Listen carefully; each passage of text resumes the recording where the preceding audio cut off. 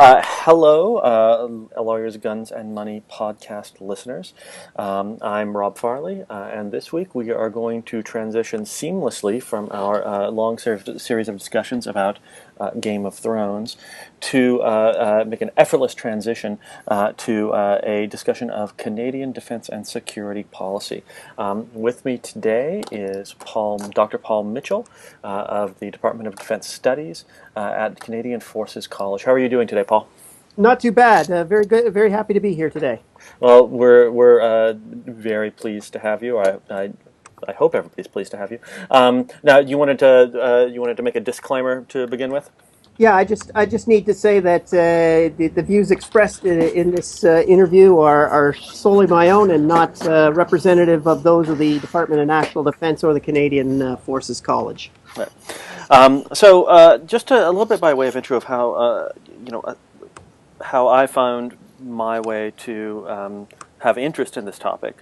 First, obviously, one of the members of Lawyers, Guns, and Money is Canadian. Scott is from, I think he was born in Moose Jaw, and he's from Calgary, a big Flames fan. But I myself am very interested in joint operations. I'm very interested in the defense strategy of what a lot of people call middle powers, in the diffusion of military doctrine and so forth. And the Canadian forces have sort of long been of interest to me, in particular in terms of how they have managed to integrate sort of not only in the organizations or in the organization of the military itself, but also in terms of integrating with the two powers that Canada is most normally associated with, which is the United States and the United Kingdom.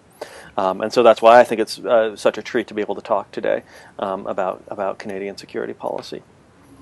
So It's a bit of an esoteric subject. It's a very small military. But it's as you point out, it has interesting connections in with the major militaries of the English-speaking countries, and has a very long history of very effective cooperation with the United States and the United Kingdom, and also with Australia, right. To a certain degree. Right. I mean, you say it's a very small military, but and I think people are. I mean, certainly when you read Canadian defense history, you'll see these kinds of comments all the time. That at the end of World War II, the Canadian military was really one of the larger remaining sets of military organizations in the world. Right. I mean, in terms of the Royal Canadian Navy and the Royal Canadian Air Force, which had played very substantial roles in the war. Yeah, the Navy was the fourth largest Navy in the world at the time. Oh, there goes my dog. It was the fourth largest navy at the end of the Second World War, and we also had as you say, a very large air force as well. But following the end of the Korean War, while there was some ups in terms of defense spending, it's been largely a downward track since then, and presently. The Army numbers, I think, less than 20,000 in total. The Air Force was traditionally one of the larger of the three services, but now is significantly smaller. And the Navy is very, very tiny. It's I think only about 10,000 people in the Navy itself, and is the smallest of the three services now. Right. It was also interesting, and I was just doing. I mean, we have actual topics that we're going to get to, but this is sort of. But. Canada spends 1.3% of its GDP on defense, or at least that's what the CIPRI numbers indicate. And given the size of the Canadian economy, that actually puts Canada within the top 20 defense spending in the world, right? Because and there are several countries, like Japan as another country like that.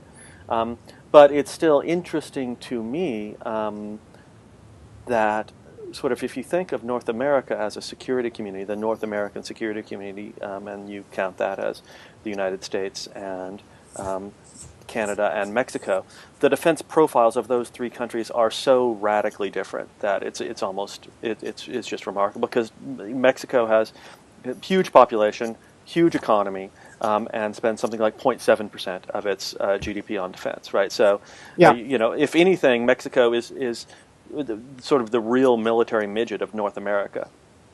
and doesn't have the same sort of expeditionary capability that Canada does. That's correct. It's I would as you point out, we do spend our budget. I think is around $22 billion at the present time. That's probably going to shrink a little bit over the coming years. And that, as you point out, that is a fairly significant chunk of change. A lot of that spending, of course, goes on personnel. And in the 1990s, there were enormous quality of life improvements that were made in terms of basic pay, the sort of social services that are available to the military, which are all extremely expensive. And so personnel costs take up a tremendous amount of that budget. But that being said, as you point out, we're one of the very few Western militaries that do have an effective expeditionary capability. The ability to project power into Afghanistan for the past 10 years, I think, being an excellent example of that. The ability, the Navy had very, very heavy commitment to the Gulf of Oman between 9/11 and basically about 2007. Practically every ship in the Navy deployed for some period of time into that particular region. It almost broke the back of the Navy in terms of its personnel, the commitments that were being made. But you're right. When you look at the ability of even larger European countries, Germany, for example, or Spain or Italy, their ability to actually deploy and support forces abroad is probably comparable or even smaller than Canada's, despite the fact that our military is significantly smaller than either of those states. Right. I mean, it'll sort of be interesting in the future, to some degree, watching a comparison of those kinds of expeditionary capabilities between Canada and the United Kingdom, especially if the United Kingdom persists in the Trident replacement, which will suck up a gigantic portion of the UK's defense budget. It's kind of spooky when the Royal Navy is starting to, in terms of absolute numbers of ships that they have, approached that of the Royal Canadian Navy, which is right. Yeah. Anyways.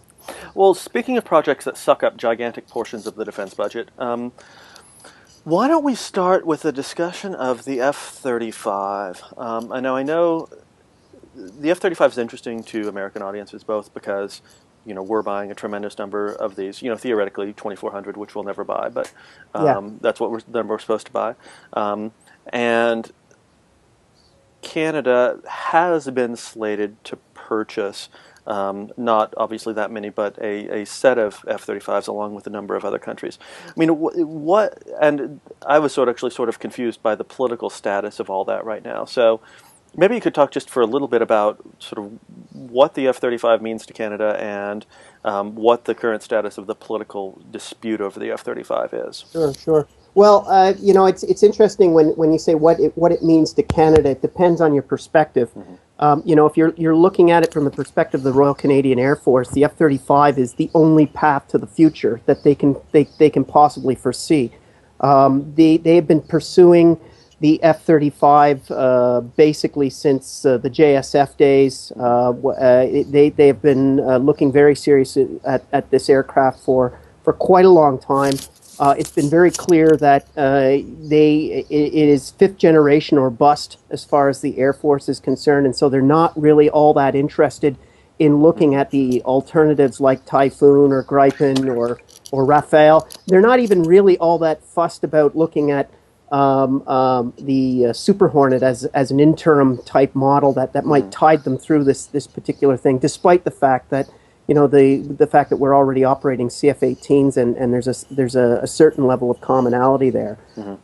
For the Air Force, it really is. If we don't get the F-35, then the RCAF is going to cease to be a real Air Force from their professional perspective. So this is a real do or die type of project for at least the jet fighter community. It's other parts of the Air Force are a little bit more agnostic, as you might expect. Right. Within Canada, however, the F-35 has acquired the reputation of being yet another government procurement boondoggle.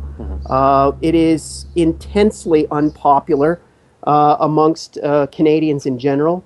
I would say the only Canadians who are still supportive of the project are those that come from an Air Force background or come from backgrounds that are traditionally been interested in the military itself. But for the average Canadian, when they're looking at the kind of threats to social spending, that the current austerity programs and budget cutting that are underway at the moment, and then the government says, we're going to be spending essentially $17 billion at their figures on these jets, which the average Canadian really doesn't see any particular need for. They don't perceive to be a real air threat that requires a level of sophistication in fighter technology as the F-35 supposedly represents. And so for the average Canadian, this is just more toys for the boys and a project that the money really could be spent on other programs, particularly when there are real concerns about the viability of a lot of the social spending that the government currently has in terms of education and healthcare and the old age security and those sorts of things. Right. So a couple of questions. First, to my understanding, there has also been, and maybe this isn't coming through, especially maybe not in the jet community, but there has been some nervousness about the same nervousness that you get from the United States Navy about the F-35, which is that it's a single-engine fighter that is supposed to be flying over long distances of water, right? And the Navy has always been worried about that kind of thing. And one of the responsibilities of the RCAF is, of course, maritime patrol in the north, right? Yes. Well, I mean, and in Canada's north more generally, where there just aren't a lot of hospitable landing points where if something goes wrong with the engine. Yep. So I mean, is that coming Absolutely. through is that coming through the Air Force, or are other people sort of saying, why are you people not dealing with this, or are those concerns coming through? I think the official line is that this is a risk that can be managed, that the advanced logistics and maintenance capabilities of the F-35 mean that the engine will be far more reliable than engines have been in the past. And therefore, the risk of an engine suddenly flaming out over the Arctic is one that will be of a very low probability that can be managed. I would say that quietly there have been questions that have been asked within the Air Force community with regards to a single engine aircraft. Certainly within the blogosphere in Canada, there have been more vocal questions raised about the fact, and particularly since when we acquired the CF-18 back in the 1980s, having two engines in the back was a requirement for that particular airframe that was selected. And that was one of the reasons why the Air Force at the time wasn't interested in the F-16 was because of its single engine capability, and so these questions are been raised, but they've been very quiet, and they've been tended to be limited to defense analysts and such. The Air Force itself is, as I said, has essentially, from my perspective, made up its mind as the type of aircraft it wants. It wants a fifth-generation fighter, and this is the only one that it's likely to get in the near term, and therefore it's going to manage the risk of having a single engine in the back. So, I mean, my second question then sort of goes back to this. It goes back to a little bit of what you've written on in the past, which is sort of the integration of joint warfighting with larger partners. I guess my question. So, it is difficult for me to imagine, and I have to guess it's difficult for a lot of people to imagine. Canada embarking on some sort of expeditionary war with some large number of F-35s, not in collusion with presumably the United States, but at least with the United States and the United Kingdom or some other country, right? And so, for me, it's, I mean, were I laying out a division of tasks between countries and coalitions, it would be very easy for me to say, well, let the United States buy the extraordinarily expensive F-35s that are, going to be there on the first day of the war and be breaking open the door. And after air defenses are suppressed, then, there's a whole variety of different fourth generation and 4.5 aircraft that countries like Canada could use to contribute to the war to the extent they're interested in contributing, right? I mean, in Libya, we didn't even use the F-22s because they were pointless, right? They were Right. useless. And Right. the same thing would be in Syria, or presumably after the first day, the same thing would be in Syria, or in Syria. So, I mean, is this conversation also happening, right? Or is the Air Force, or, and I don't mean to pick on the Air Force, but I mean, I guess, is there prestige value to this? There absolutely is prestige value in it, and it's as I said, what I alluded to about whether or not you're a real Air Force or not. I think the RCAF basically looks to a certain degree, and not openly, but I get the sense from my Air Force colleagues that they look at what happened to New Zealand and its Air Force when it decided it wasn't going to modernize its A4s and with the F-16s. And basically got rid of their fighter fleet entirely. I think that's the nightmare scenario that many Canadian fast air pilots think about in their darkest moments about what might happen in the future. I think the Air Force really looks at the fighter as the last real capability that enables it to sort of stand up and say, yeah, we are a modern, high-tech Air Force, and thinking about air power in a very, very narrow sense. Not thinking about it in terms of its capability for transportation, for ISR, for any number of different tasks that the Air Force is rather excellent at. It just if we don't have a fighter, then we're not a real Air Force. If we're going to be able to fight with the best alongside, or fight against the best alongside the best, as the mantra from the 1990s went, then we've got to have a fifth generation capability, and therefore we absolutely have to get the F-35.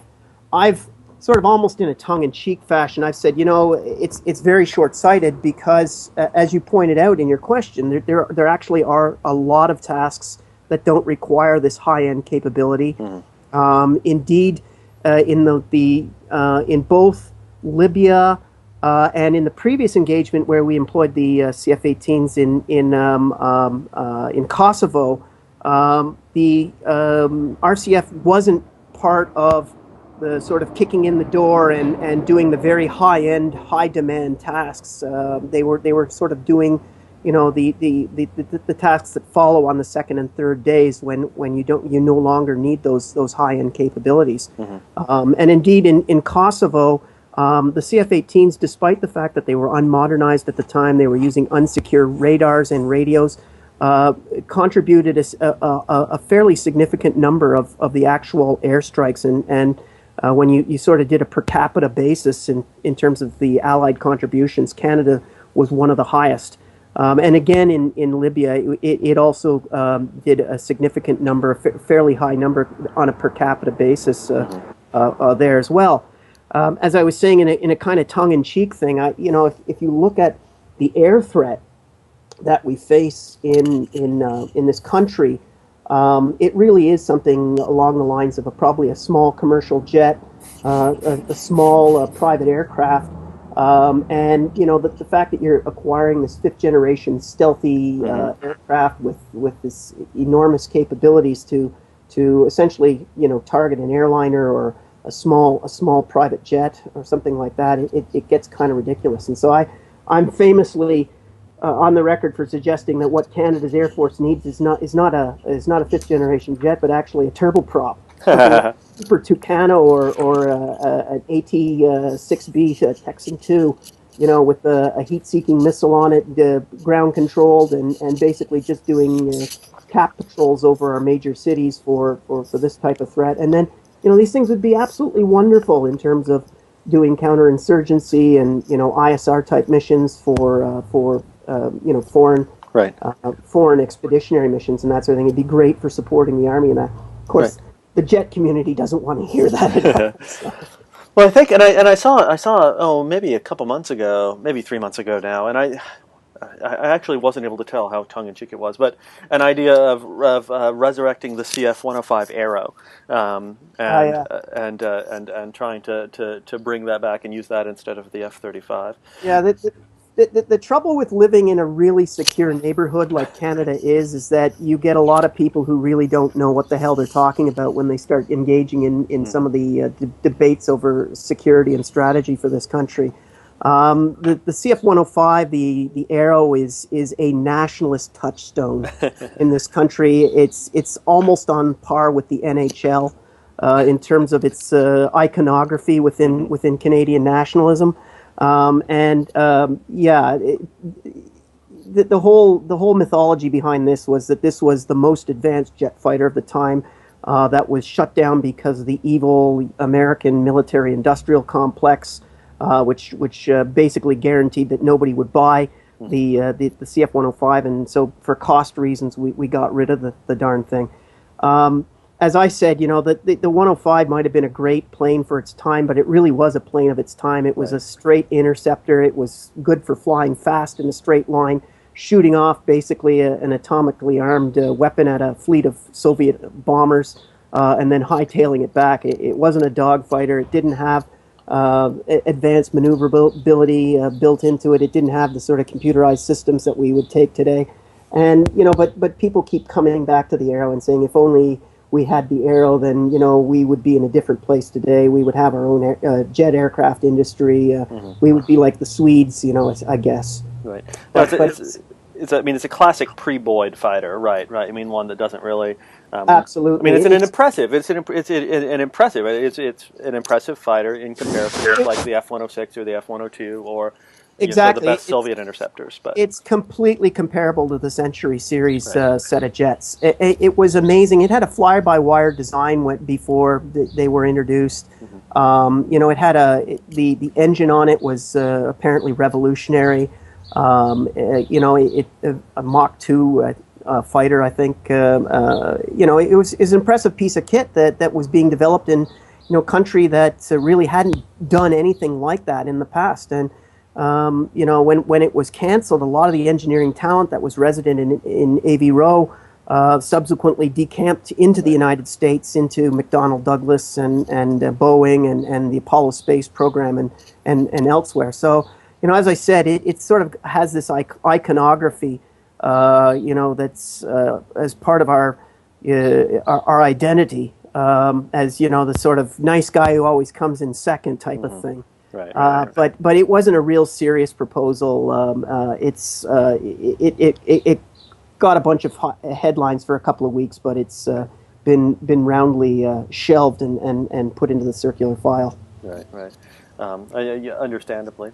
And just to sort of, and I want to bring back the experience that you and I had. So you and I had an experience earlier today where we were essentially, we were kind of yelling or trying to yell at each other over a Skype that wasn't functioning, and we were making jokes about, well, this is what will happen when the RCAF and the USAF and the USN F-35s all first try to cooperate with one another while fighting the Chinese or whomever we choose to fight at the time. So, yeah, it's the big thing that worries me about the F-35 is just the way that it pushes the envelope on so many different areas of capability. Whether you're talking about the aforementioned logistics system, whether you're talking about the helmet-mounted displays, the ISR capabilities, the electronic warfare capabilities, the advances in terms of the vertical takeoff aspects of the engine,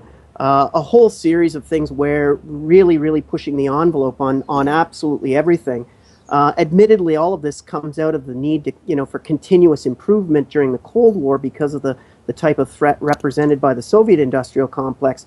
But, it strikes me that, that those sorts of conditions really don't exist anymore. And in fact, because they're pushing the envelope on so many different types of systems that the risk of failure and certainly the cost escalation that we've seen over the past 3 or 4 years is evident because of this type of thing.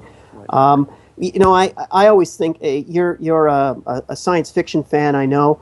That the F-35 always reminds me of that episode in the Star Trek Next Generation when Picard has become transformed into Locutus, and he's finally getting his mind back, and he tells Data, sleep, And the thing that I worry about the F-35 is that the Chinese or whoever are going to find a sleep command, Right. probably in this logistics and maintenance thing, which is probably a fairly low level security type system, and put in something where the jet just basically decides I can't take off because I need maintenance, whether it needs it or not. Right. It's interesting. I mean, the although heck, the code is going to be so complicated, right? That even then it probably won't work right. So, um, the institutional, the organizational aspects of this are fascinating. I mean, when you were talking about how the RCAF thinks about this in terms of being sort of a core institutional interest, I was sort of reminded of the way that the Marine Corps in the United States thinks about it, where, once again, I mean, the Marine Corps is spending just an inordinate amount of its procurement on this aircraft, um, that it really seems like the requirements of the Marine Air Ground Task Force would be better met by something like a Super Tucano. Um, and yet they are committed to having a fifth generation fighter. I mean, for them, they want to take them off. They want to be able to take them or to take off from amphibious warships with them, and so it's a little bit different. But Well, I think a Super Tucano would probably go off the end of one of was it the America class or right, the right. LH-6s? It probably you could probably launch that thing without a catapult That's interesting, off, actually. Yeah. off that thing. I completely agree with you. It's these sort of institutional professional cultures that really box in the range of possibilities. When you think about air power, I mean, a simple definition of air power is being able to do something from the air. Right. And air forces are capable of doing an enormous amount of things besides just shooting down other aircraft. When you think about the role actually that the RCAF played in the development of the north of Canada in terms of not only mapping the north, but also in terms of the logistics and supply demands of keeping northern communities supplied with goods during the 1920s and 1930s, and in the 1950s as well. Whether we talk about the sort of search and rescue type of missions, which are incredibly important in the north, and ones which the RCF plays a central role. And yet, it is those sorts of things right now. For example, the search and rescue project is in tremendous difficulty, and a lot of sort of coffee or water cooler chat amongst Air Force officers is very likely that the Air Force wants to get out of this business and allow private company to do that. And I think that's as I said, it's a very short-sighted look at what air power is capable of and what air power can do for this country. Arguably, the Air Force performs a far more important role in terms of its day-to-day mission for things like search and rescue than it does in terms of being able to project power over the Arctic. There's not a lot of countries that actually can project air power over our Arctic. The United States and Russia are basically it, and certainly the ability to sustain that air power over our Arctic is incredibly limited. And indeed, if you got a bear bomber over Ellesmere Island, what would you do? Right. So, kind of on the same subject, but a little bit of a pivot. Now, but with the relationship with the F-35.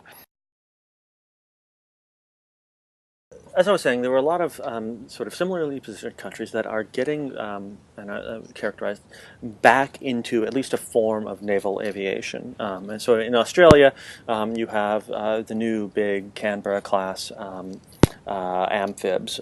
You have, I mean, Spain and Italy have been in naval aviation for a long time, but they're also modernizing their forces. Yep.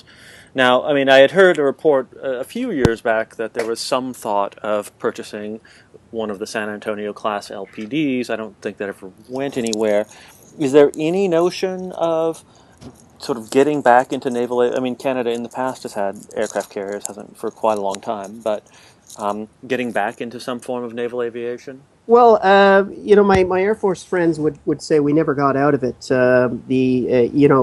If you're talking about flying fixed wing aircraft off of carriers, yeah, we've been out of that since 1968 or 1969. I think was when we got rid of the Bonaventure.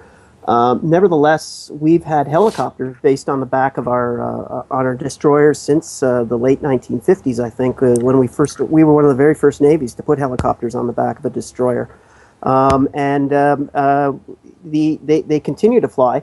The program to replace the Sea Kings is probably another example of an extremely troubled one. We're contracted with Sikorsky to get the S-92s. We call them Cyclones up here.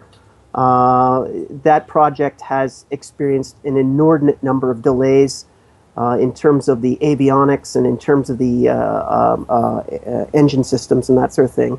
But I think 2015 now is when they're expecting these things to become operational. Secondly, there's a very strong maritime patrol community in the form of our CP-140s, the Auroras, your P-3 Orions, that support ISR missions off our coast. They originally were acquired to do anti-submarine warfare. But they've been recently modernized with new electro-optical and infrared systems, and actually can do ground surveillance fairly effectively. Not quite as sophisticated as the J-STARS, but they're able to do ground moving target indicating type missions, and actually supported the CF-18s in the Libya mission in 2011. Yeah.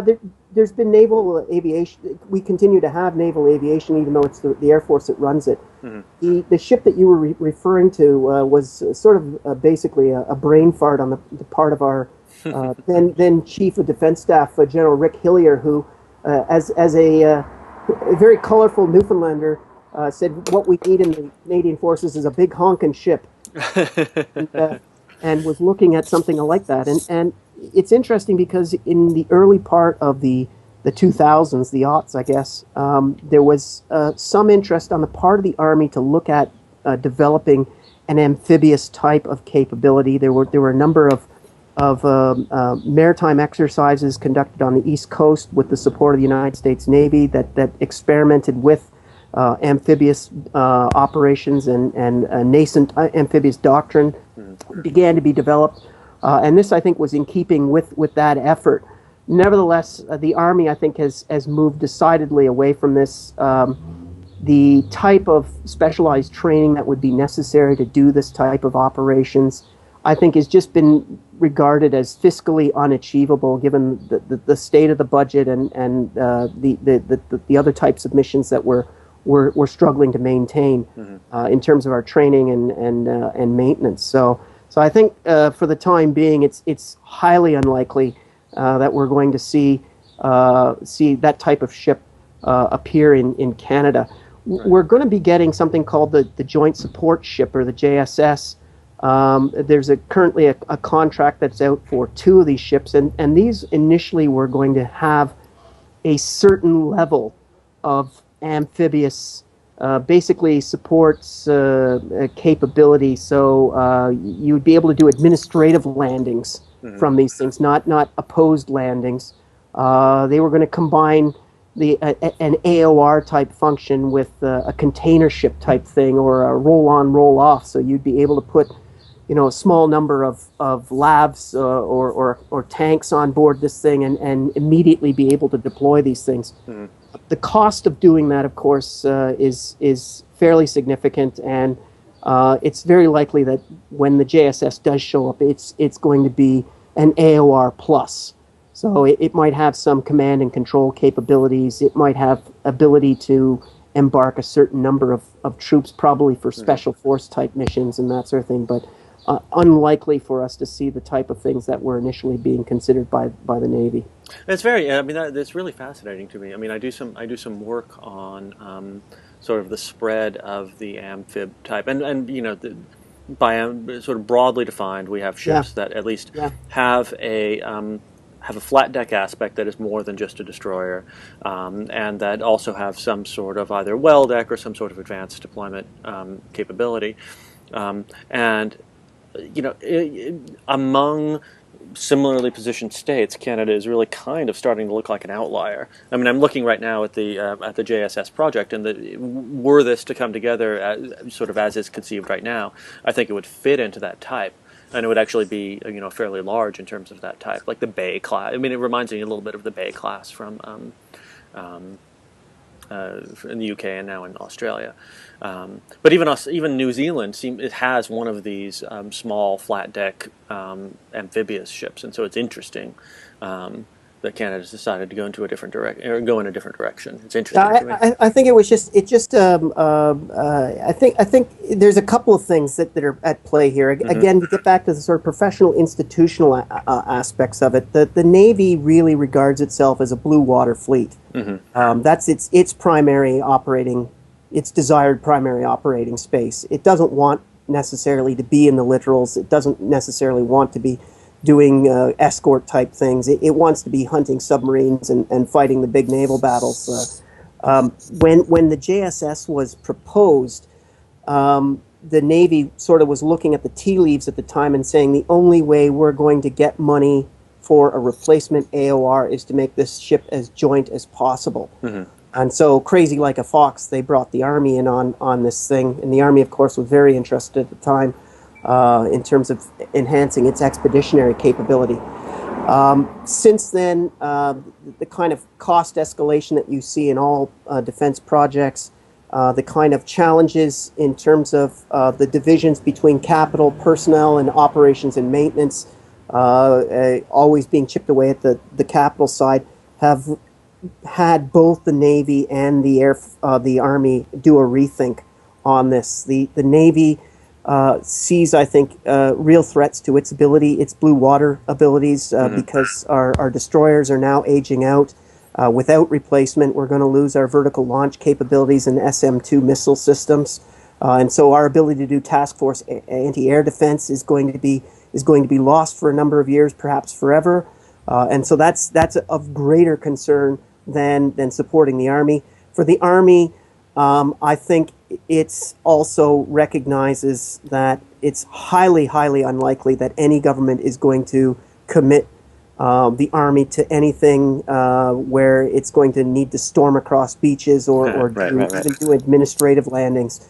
Any sort of deployment will probably be very small deployments that can be managed with the existing resources, and simply the training bill alone to develop these types of amphibious capabilities, I think, caused a real rethink in terms of the Army, and have them shying away from that. They have difficulty enough in maintaining brigade level type exercises out in the Western training ranges and that sort of thing. Adding a whole new set of capabilities in terms of being able to operate in a significant way from ships, I think really had them sucking hard once they started to look at it in detail. Right.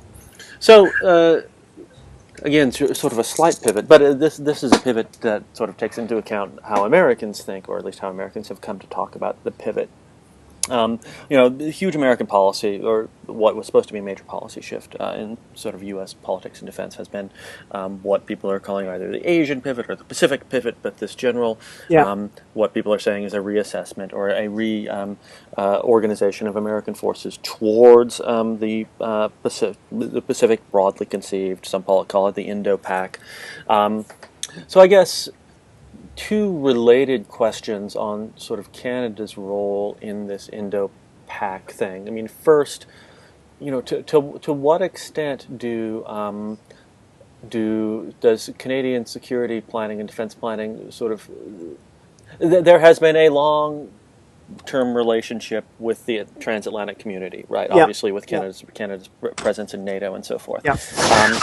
Is this shift to the Pacific something that's new and alarming? Is it something that's sort of seems entirely reasonable, given that Canada is in fact a Pacific nation? Or is it sort of orthogonal, right? I mean, is the notion that, another way of phrasing it, is Canada preparing to pivot towards an entirely different ocean because of the expectation of sort of new opportunities and new stuff happening in the Arctic? And that's a lot of question, but it all kind of Sure. is around this notion of an Sure. American-Pacific pivot and what that means for Sure. Canada. I'll try and get at that, and if I miss some things, you can bring me back to it. But Right, right, right. to start with the last thing, the Navy has been slowly improving the quality of forces that it stations on the West Coast. Throughout the Cold War, the West Coast squadrons were basically training squadrons. There wasn't a high expectation that anything would take place if there was a general East-West war off the coast of BC. And so our oldest ships were deployed out there, and it was a bit sleepy. Since the end of the Cold War, however, the Pacific Navy has become quite a bit more active. It's done a lot of deployments into the Western Pacific, goodwill sort of diplomacy type of visits. It supported extensively the deployments into the Persian Gulf as well. So there has been a bit of a Pacific shift in that regard. And an important indicator of that is that we have a full-time submarine on the West Coast, whereas traditionally there hadn't been one since before the Second World War, really, out there. So that's an important indication. In terms of Canadian engagement with the Pacific and with regards specifically to the Asia pivot that was announced in 2012, I think, in the United States, I think Canada has been interested and somewhat ambivalent.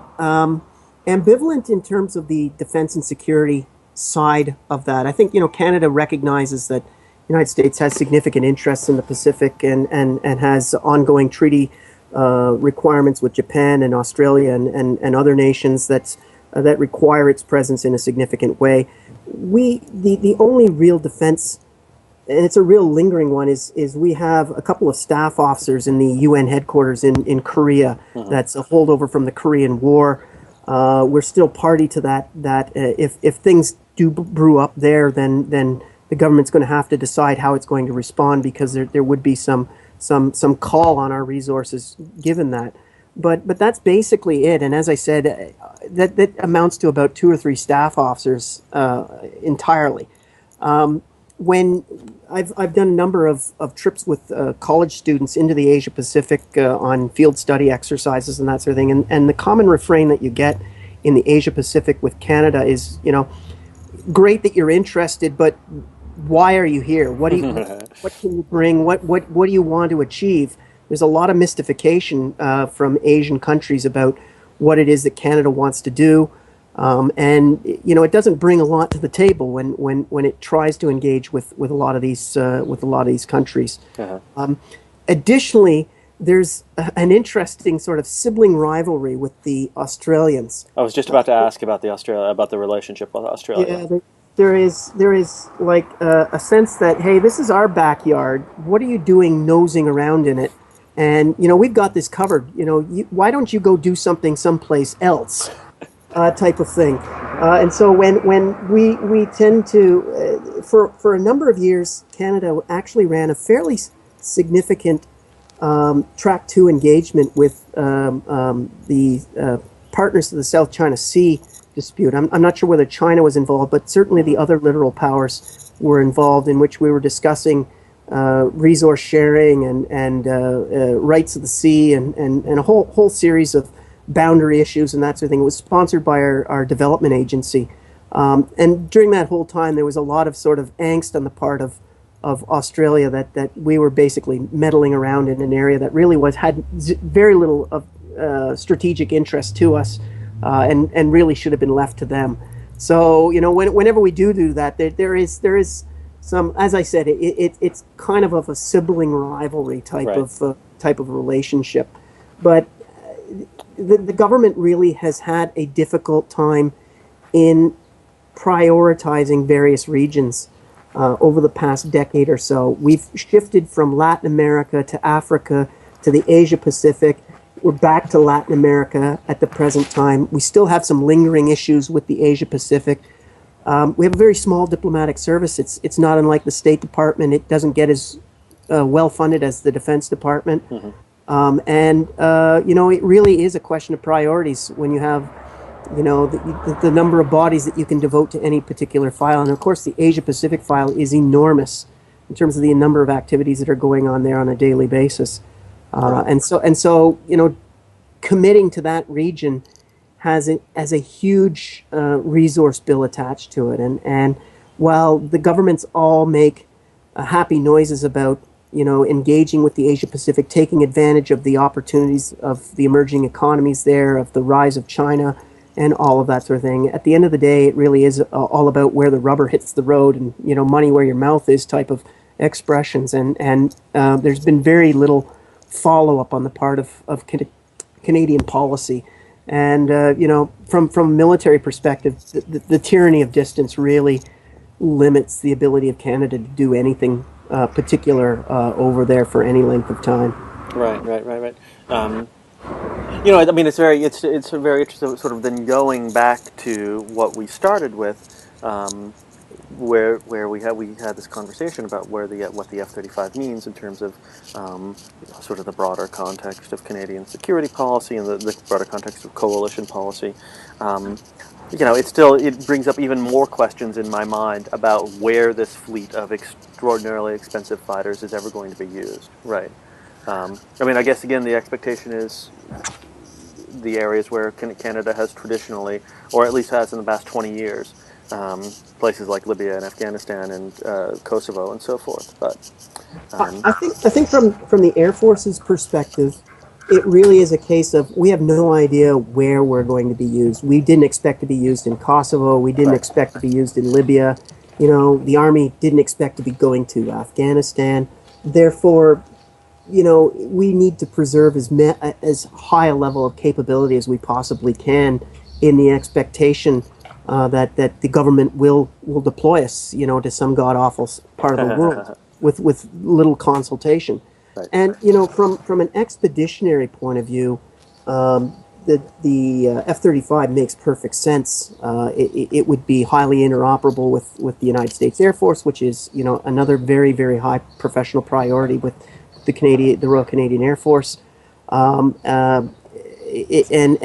clearly the type of capabilities that are advertised for the fifth generation are the things that will enable the Air Force to be relevant long into the future, as opposed to purchasing, an F-18 E or an F, which will be, will age out much more quickly.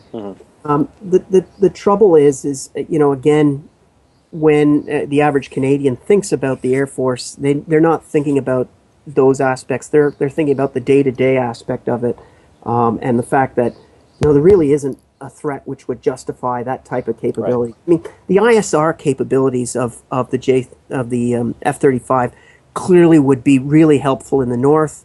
Flying two or three of those things, up there would give you a huge picture of what's going on in the north and that sort of thing. But admittedly, there are probably other capabilities that would give you the same sort of picture with less expense. Right. Right. The other thing I should just say too is the real problem that I have in particular with the F-35 is not necessarily the cost or the capabilities. It's the numbers we're considering. The government, it really is listed a number of 65. When you start doing the math on how many are training units, how many are going heavy maintenance, how many are in the serviceability rates and all that sort of thing, and then add on top of that, you do the math, that cuts the number of deployable assets down to a certain figure, and then you subtract from that the type of NORAD missions, the number of NORAD missions that we're committed to doing on a daily basis. The ability to project force overseas declines rapidly to the point where I'm not even sure we could afford to project anything overseas without the United States covering our butts Right. in Right. terms of NORAD missions.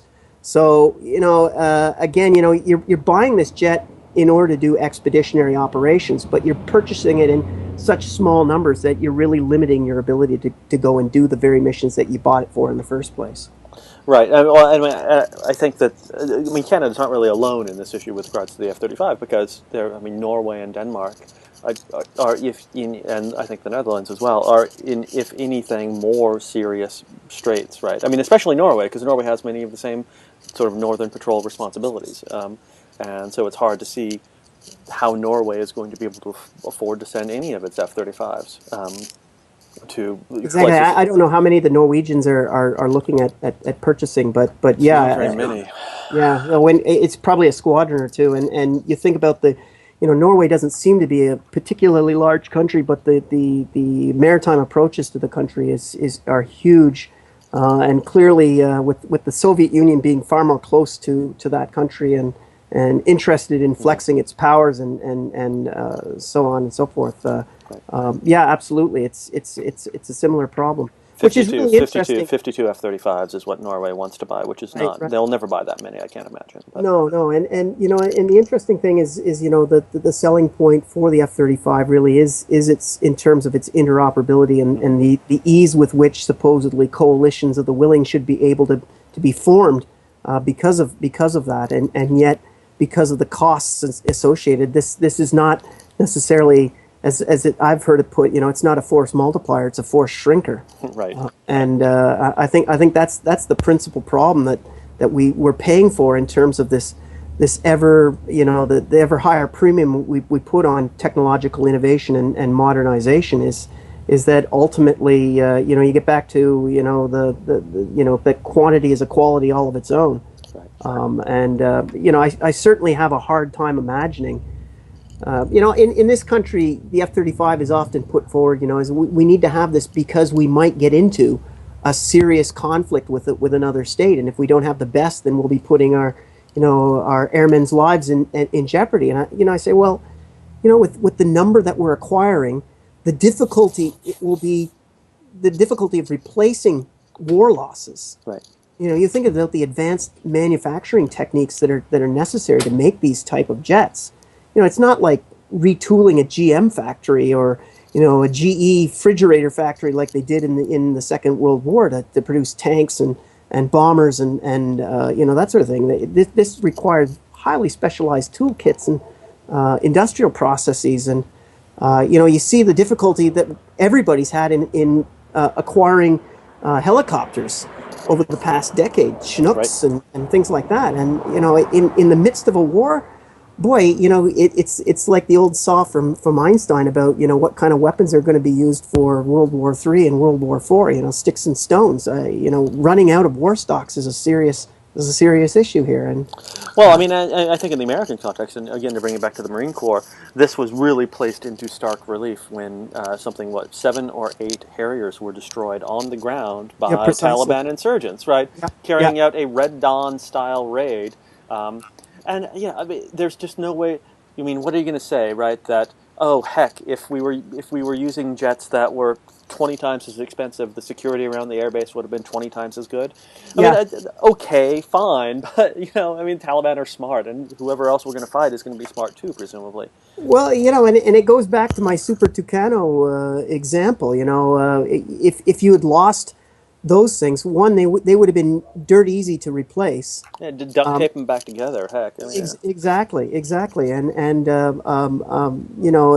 they probably would have been far more effective in terms of doing the local security than what the Harrier, and at a lower cost in terms of its support and maintenance too. Right.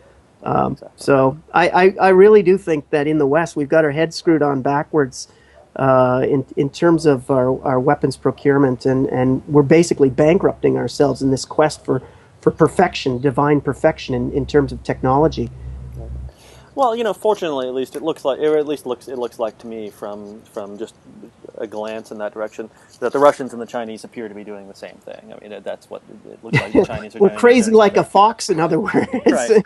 Right. Emulate the worst practices that we have. Yeah. I mean, the best strategy for the future might be just to build like 25,000 MiG-21s. But I guess then the personnel costs of training all the pilots would probably be excessive. Well, that was something that was pointed out to me with some of the more cogent analysis from the fighter community to my Super Tucano was okay.